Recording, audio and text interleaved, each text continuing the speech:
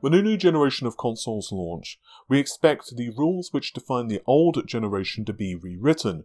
For example, with the shift to the 16-bit era from the 8-bit era, we saw the introduction of larger, more colourful sprites with tons of on-screen action and multiple scrolling background layers.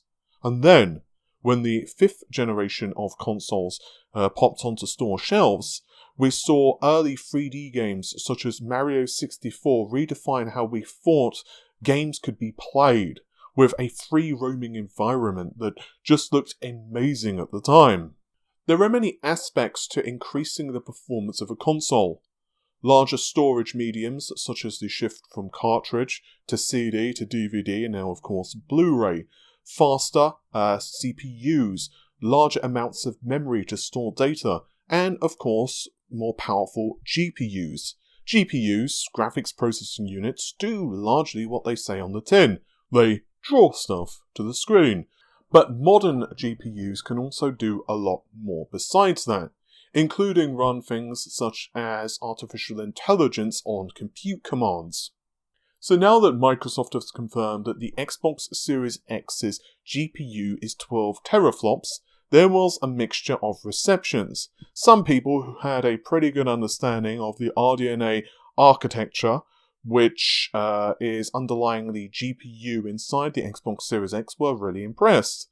And others, well, they were like, okay, 12 teraflops, that sounds a lot, but what does it really mean and how does it compare against the previous generation?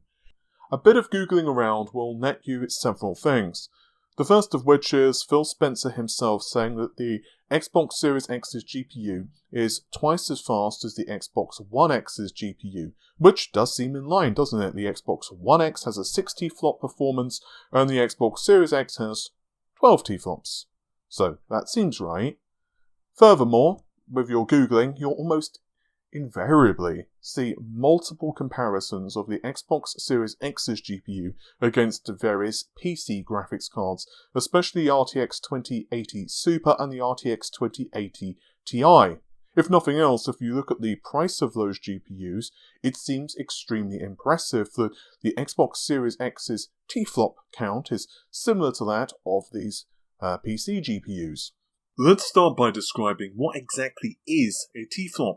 Then we can start delving into the difficulties of using them to compare performance between different graphics architectures. A teraflop, is 1 trillion floating point operations per clock. Generally speaking, when dealing with gaming GPUs, we are discussing FP32, floating point 32, or full precision instructions.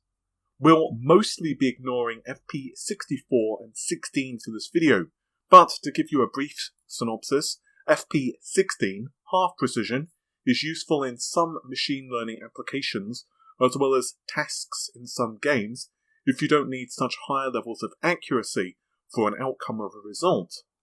Whereas FP64, double precision, is basically not used in consoles at all, and is something more seen in data centers / computer science. Double precision performance isn't simply half as fast as FP32 though, as it depends on the architecture. Half precision is the same, with older GPUs executing FP16 with no real advantage over FP32, but we'll get more into half precision and gaming in just a moment.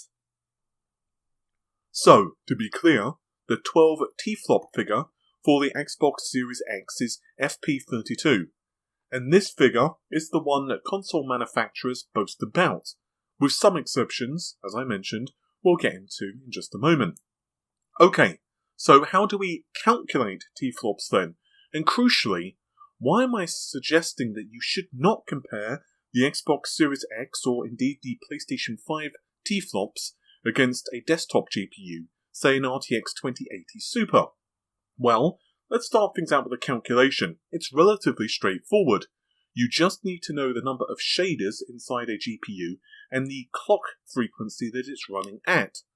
Let's pick on the PS4 base console as well as the Xbox One X for our two examples here.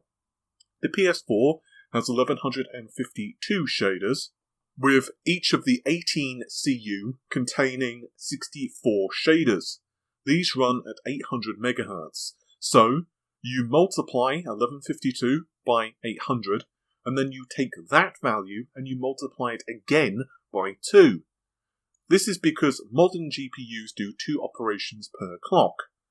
For the Xbox One X GPU, we're looking at 2560 shaders, 40 compute units, running at 1172 MHz. So we can use the same equation as before, albeit changing the appropriate values. So 2560 by 1172 times 2 equals a really long number. If you want to be lazy, you can simply stop here and just look at the first couple of digits. Honestly, that's what I do most of the time. But if you want to, you can divide them by 1 million. For the Xbox Series X, Microsoft have not officially confirmed the full specs of the GPU yet. Although, if you're watching this in the far-flung future, where we have hovering cars, then obviously you may actually know these details, and that's great. But what we do know is that the target of the GPU is 12 TFLOPs, and from the GitHub documents, we know that the GPU is being tested with 3,584 shaders, and these same documents indicated that it was running at 1,675 MHz. This is just enough to scrape us over the 12 TFLOP mark. Time to add in a caveat though, the first of many throughout this video. This configuration of GPU may change closer to the launch, with Microsoft opting to go with a higher clock frequency and lower the number of shaders, or alternatively they may keep things as they are, or even decide to shoot for higher performance by simply upping the clock speed, let's say to low 1700 MHz, but with the same number of compute units enabled. To put it another way, 12 TFLOPs is confirmed, but final clock speeds may change up until launch, along with all of the other figures we know about both next-generation consoles. And indeed, Microsoft did up the clock frequency of both the CPU and GPU prior to the Xbox One's launch. Anyway, getting back to the point, now we have a solid understanding how to calculate their TFLOPs. Let's bring attention to the elephant that's just knocked over your shiny new TV, the graphics architecture and the impact of the rest of the hardware and software. Taking what we learned from a previous architecture analysis video, I'll link it in the video description, we can use this to compare console versus PC and also how RDNA 2 will factor into the equation. So let's take a look here at the Polaris-based AMD Radeon RX 480 and the RDNA-based RX 5700. Here, the memory configurations of both GPUs are left at stock. However, we're running the cards with 3 distinct clock frequencies for the core. 911 MHz, the same speed as the PS4 Pro. Both of the GPUs have 36 compute units, by the way, the same number of compute units that's found in Sony's PlayStation 4 Pro. Then we have a second set of results with the cards running at the same stock frequency of the RX 480, that's 1266 MHz. And finally, we have the RX 5700 running at default behavior, whereas the 480 is still running at stock 1266. You can see yourself the performance difference. And if you did the math here, the TFLOPs for the 480 or 5700, when they're running at the same clock speed, would of course be identical. But, I ask you, is the performance identical? No, it's not. So what gives then? Well, you can probably guess yourself at this point. Efficiency of the architecture is what's to play here. Keeping things simple, some GPUs do more work per clock than others, and in the case of RDNA, there's a massive improvement over the older Polaris-based RX 480. Another simple example, keeping on the subject with PC graphics cards for a moment. If you compared the Vega 64 cards from AMD, which reached about 12.6 TFLOPs, up against Nvidia's GTX 1080 Ti, the 1080 Ti was 1.3 TFLOPs slower for its performance. But look over these benchmarks here. On gameplay, which of these two cards would you prefer? This isn't to say that the Vega 64 was bad. In fact, it was also considerably cheaper than the 1080 Ti at launch, and in some prosumer work, it did really well. But we're not focused on the price, and we're not focused on prosumer work here. We're focused on pure games and showing that TFLOPs are not the be-all and end-all of performance. So moving back to the main point in hand, the 2080S, for example, versus the next generation consoles, AMD have made a significant leap forward with the IPC of RDNA to be much closer to, say, Nvidia, which on the surface may make this question a bit more relevant. But there's also a lot more to this than how many TFLOPs or does it support X feature. Questions which are just as important include how much bandwidth does the GPU have access to? Are there any weaknesses in the graphics pipeline? What about bottlenecks such as CPU clock frequency, system latency, overheads, drivers, software optimization, and so on and so on? And there's that word again, optimized. Consoles inherently have a lot of optimization. And I don't mean just in terms of the drivers and SDK and the hardware, but also from games developers. Think of it this way. If a developer only optimized their software for AMD GPUs for the PC, which they wouldn't, and taking things further still, they only optimized for RDNA-based GPUs, which they definitely wouldn't, which GPU exactly? The 5500 XT? The 5600 XT? The 5700? The 5700 XT? And outside of that, there's different clock frequencies for these cards because of AIBs and variances there, and even different amounts of memory. For example, the 5500 XT has 4 and 8GB variants. Indeed, in many ways, console hardware is similar to that of a PC. You can build a pretty similar spec system to what we believe the PS5 looks like, with a 3700X and a Radeon RX 5000 series GPU for its base specs. And this is great for theory crafting, but leaves some of the story untold. For example, the 5000 series uses RDNA 1 and simply lacks a lot of the features of RDNA 2, such as ray tracing, variable rate shading, and also would do less work per clock as well. Who knows what Sony are optimizing in terms of the tweaks for their silicon and hardware.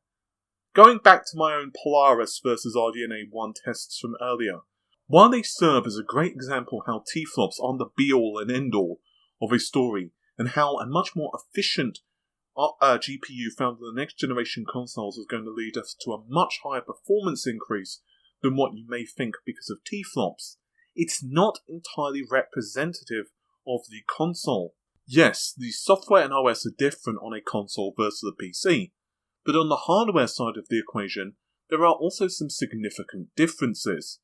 For example, Polaris lacks rapid packed math, so with this feature the PS4 Pro could execute 2 half-precision floating point operations at once, FP16. RPM, rapid packed math, was not added to PC graphics until Vega launched, meaning essentially Sony had a feature from a later architecture. Vega, for desktop, launched in August 2017, whereas the PS4 Pro hit store shelves in November 2016.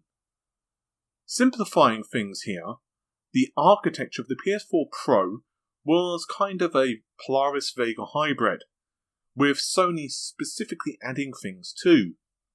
So, to address a possible question, AMD gaming architectures after Vega have included RPM, so both RDNA 1 and RDNA 2 do include RPM.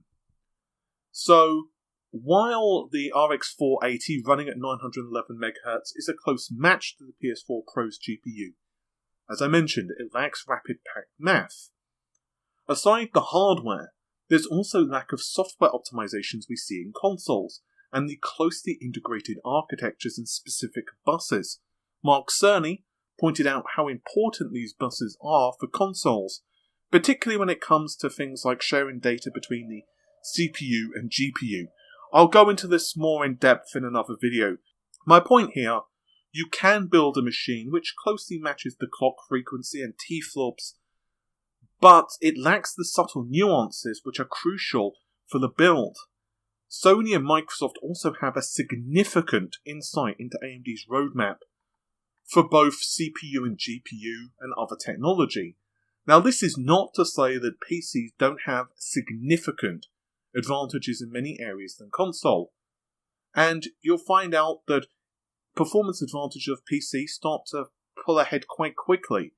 The Xbox 360 in 2005 was very impressive against a similarly modern PC, and you could say the same against the PS4 and Xbox One when they launched as well. Albeit they had, of course, a much lower powered CPU, which was one of the reasons the frame rate has suffered in that generation. But despite this, high-end PC rigs still had an advantage, and within just a few years, it was possible to have a PC that was way, way more powerful than a current generation system, running at higher frame rates, better graphics, and of course, PCs have many other pluses, such as customizing how you play a game, modding, emulation, and so on and so on. This is not to turn things into a PC versus console debate, as honestly, I like both fairly evenly, and they both have their place. Instead, what I'm trying to say is that making a direct comparison between architectures in some ways makes sense, but you're missing some of the subtle nuances which help to differentiate the platforms. No doubt that by the end of the year, the next generation cards from AMD and Nvidia will be available to buy, and capable of pushing more pixels on screen than next generation consoles. But this brings us up to another point. You'll also be asked to cough up a lot of cash for those as well.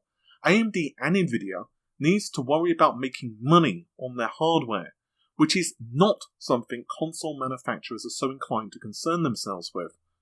That Xbox Live subscription you just bought, the second PlayStation 5 controller, those bunch of games, all help feed into their ecosystem. Basically, they'd rather make the console cheaper and actually have you on board than make a constant revenue stream, which is not a business model that works with Nvidia. They need to sell you the GPU and make money, so that not only, of course, can the company stay afloat, but they can afford to do things like research and development for future architectures, and also support the development of drivers. I'll go into the cost side of things at a later date, but that's all I want to say about that for now. So, let's round off a few things. What about the next generation features for both Sony and Microsoft? Well, there are some clues that what we can expect in terms of custom hardware for both machines. As of the time I'm writing this script, exactly how Xbox and PlayStation differ from one another, or PC hardware at the silicon level, isn't clear. And to stress, I am not referring to obvious things like compute units here.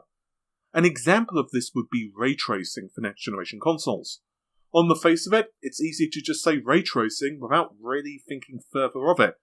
But there are lots of questions which developers and people technically inclined may decide to ask. How many rays can the GPU generate? Such as Nvidia and their infamous gigaray measurement. How effective are the GPUs in terms of figuring out rays intersecting with geometry? Basically, Nvidia uses BVH for its mechanism. How does this differ from AMD?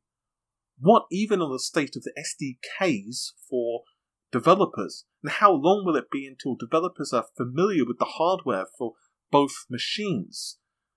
We can probably get a little insight into Microsoft's strategy for the Xbox Series X by closely examining the recent DirectX 12 and DXR updates. DirectX mesh shaders are an evolution of the GPU pipeline, essentially allowing culling earlier in the pipeline, or rendering process if you prefer, and improves performance and tessellation. Nvidia were previously supporting this with Turing, but now D3D is implementing it. We can get it's a good fit for the next generation Xbox. Texture streaming is also getting makeover as well, and clearly designed for systems sporting next generation SSDs. Memory on next generation consoles will be more than what we have now. It's not infinite, and fitting high quality 4K textures into RAM will quickly start eating it up and taking its toll. So, as you move further away from an object, you can expect lower quality textures, but as you get closer, those lower quality textures will be replaced with higher quality textures, which are still resident on the SSD. They will basically have an I/O request which will pull those textures into memory, replacing other textures which are no longer needed. DXR Tier 1.1 is another great example. This is for ray tracing, supporting things such as execute and direct on the GPU for RT. This basically means that rays can be generated on the GPU itself, rather than needing to ask the CPU for permission and help. There's also other features like inline ray tracing.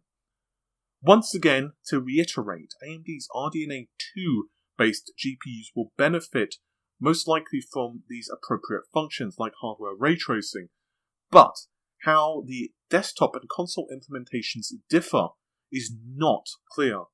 Features such as RT Execute and Direct support have not been confirmed yet with the consoles, but it's pretty likely in my opinion. Plus, honestly, if you Google certain patterns, such as the Sony texture streaming pattern, several results pop up which are super interesting, including remastering games by loading in higher quality textures. The next generation consoles will certainly leverage the faster CPUs and storage mechanisms as a primary performance driver, and it will be a key factor in maintaining the higher frame rates, such as the touted 120 FPS, and of course pushing more stuff, technical term there, on the screen, along with delivering greater and more diverse game world. From what I've been told, the next generation of RDNA is shaping up to be very nice, and a pretty great jump over the first generation we're familiar with on the desktop. And more than one person has assured me there's a substantial improvement in compute capabilities for RDNA 2. I'll explore this in a future video, but along with the importance of upsampling techniques in the next generation. But for now, I'm sure you can already have some ideas how this can be used. There's a lot of discussion currently about RDNA 3 because it's finally appeared on AMD's roadmap. I actually leaked AMD were working on RDNA 3 some time ago, as AMD have shifted how GPUs are designed to a more Zen-like process, basically leapfrogging design teams, and have also implemented some of these lessons learned into optimizing efficiency of Zen silicon in RDNA 2, something else I leaked and I discussed in a video, so you can, I'll try to remember to link that in the video description. To reiterate, AMD have yet to publicly confirm all of the official specs and features for RDNA 2. There have been a lot of leaks and I've gone through them several times before, but as it's too long, didn't read catch up. We're looking at an increase in IPC, about 80 compute units, and very early engineering samples are faster than the RTX 2080 Ti from Nvidia by around 30%. As for RDNA 3, the company have confirmed nothing else other than, yup, there's RDNA 3 and we're making it, and that their roadmap will be RDNA based for several years to come. The consoles, well, can they benefit from RDNA 3 features inside of them? Well, let's look at the PS4 vanilla console. We saw a GPU which had support for 8 asynchronous compute engines, and the same as the desktop AMD 200 series, codenamed Hawaii. The PS4, as well as Hawaii, launched pretty much simultaneously. Although they were both based on GCN2 though, Sony customized them, and you might remember that the PlayStation 4 features things such as volatile bits, which Sony asked to be included in the PS4. Sony and Microsoft did definitely have a significant notice of AMD's roadmap and what each iteration of hardware will incorporate as features. Speaking to people who just do not want to be named, both companies also have a significant sway on features for upcoming architectures too from AMD. Indeed, Mark Cerny himself kind of confirmed this. He said in an interview to Gamma Sutra back in 2013 that they suggested and pushed increasing the number of compute queues, and they worked with AMD to do this, and lo and behold, those features came to desktop GPUs. RDNA 3 will launch in Q3 or Q4. This is pure speculation on my part, and is based on the release date of RDNA 2, which is looking like it's going to be closer to the end of this year. I was originally told summer, by the way, so it's interesting that that was postponed. I would like to know the reason. Anyway, this would be the same time frame of features meant for the desktop next generation GPUs to arrive in console as we've seen before. So it's not impossible that one or two RDNA 3 features might be inside the consoles, either Xbox or PlayStation, but there is no evidence of this to my knowledge as of the time I'm recording this video for either Sony or Microsoft. Also, knowledge of RDNA 2 is incomplete and spotty, and we have no info really at all what RDNA 3 is. It's possibly light on additional features. Maybe it's just tuned for better clock speed, higher number of compute units. Think of it like this. While RDNA revisions and tech AMD are working on will of course impact consoles. Console development will also impact desktop roadmaps as well. So who is to say that a specific feature in one of these next generation consoles has not inspired AMD to include that feature in RDNA 3? So rather than RDNA 3 being the source of this feature, instead it's the console that was the source of the feature. But once again, this is all speculation on my part, and honestly, a lot of the features for RDNA 3 we're not going to know about for several months minimum, and we still don't know all of the specifications, honestly, for the next generation consoles. My opinion of the PlayStation 5 GPU has not really changed. It's a custom design specifically for Sony, and Sony have implemented the features it feels are best, such as hardware ray tracing for their silicon. As for Microsoft, much the same thing. It's just that Microsoft are being different in its messaging than Sony. There are a ton of aspects to this that I'm skipping over in this video, and we will cover in the future. But one example of this would be dynamic resolution in PC. So typically with PC software, you set an internal resolution, 1440p, 4K, what have you, and the game will continuously render at that internal resolution. But things are starting to change, and consoles, though, are ahead of the curve. If we look at the Gears of War 5 port for the PC, you can basically set a target resolution, but you can also set dynamic scaling to be either enabled or disabled. If you enable it, then of course when the GPU is maintaining a target frame rate, for example 60 FPS, it will continue to render the game at, let's say, 1440p, which would be your target resolution.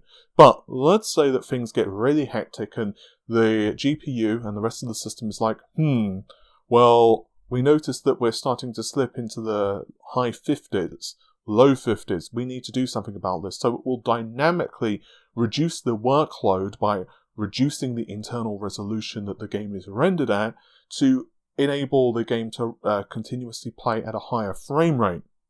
Now with consoles, there are an awful lot of aspects to this. Anyway, hopefully you've enjoyed the video. If you did, then of course the normal stuff. Like, share, comment and subscribe, and I'll see you soon. Take care of yourselves. Bye for now.